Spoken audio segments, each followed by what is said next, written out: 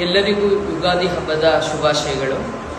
ಈ ಒಂದು ಹಬ್ಬದ ಪ್ರಯುಕ್ತ ಕೆಲವೊಬ್ಬರು ಒಂದು ರಾಜಾರೋಷವಾಗಿ ಗ್ಯಾಮ್ಲಿಂಗ್ ಆಡೋದು, ಹಳ್ಳಿಗಳಲ್ಲಿ ಈ ಟೆಂಟ್ ಹಾಕೊಂಡು ಗ್ಯಾಮ್ಲಿಂಗ್ ಆಡುವಂಥದ್ದು, ಮತ್ತು ಹೋಟೆಲ್ಗಳಲ್ಲಿ ರೂಮ್ಸ್ ಬುಕ್ ಮಾಡಿ ಗ್ಯಾಮ್ಲಿಂಗ್ ಆಡೋದು, ಕ್ಲಬ್ಗಳಲ್ಲಿ ಬೇರೆ ಬೇರೆ ಕಡೆಯಿಂದ ಕರೆಸಿ ಗ್ಯಾಮ್ಲಿಂಗ್ ಆಡಿಸೋದು, ಇಂಥ ಒಂದು ಯಾರಾದರೂ ಮಾಡಿದರೆ ಇದು ಕಾನೂನು ರೀತಿಯ ಅಪರಾಧವಾಗಿರ್ತದೆ.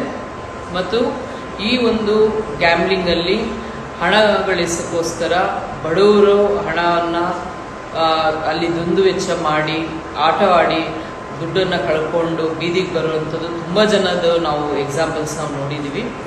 ಹಾಗಾಗಿ ಈ ಒಂದು ಗ್ಯಾಮ್ಲಿಂಗ್ ಆಡಿದ್ದೇ ಆಗಲಿ ಅಥವಾ ಆಡಿಸಿದ್ದೇ ಆಗಲಿ ಅಥವಾ ಹೋಟೆಲ್ ರೂಮಲ್ಲಿ ಇಂಥವ್ರಿಗೆ ಅವಕಾಶ ಕೊಟ್ಟಿದ್ದೇ ಆಗಲಿ ಅಥವಾ ಕ್ಲಬ್ಗಳಲ್ಲಿ ಇಂಥವ್ರಿಗೆ ಅವಕಾಶ ಮಾಡಿಕೊಟ್ಟಿದ್ದೇ ಆಗಲಿ ಅವರ ವಿರುದ್ಧ ಕಠಿಣ ಕ್ರಮವನ್ನು ತೆಗೆದುಕೊಳ್ಳಲಾಗುತ್ತದೆ.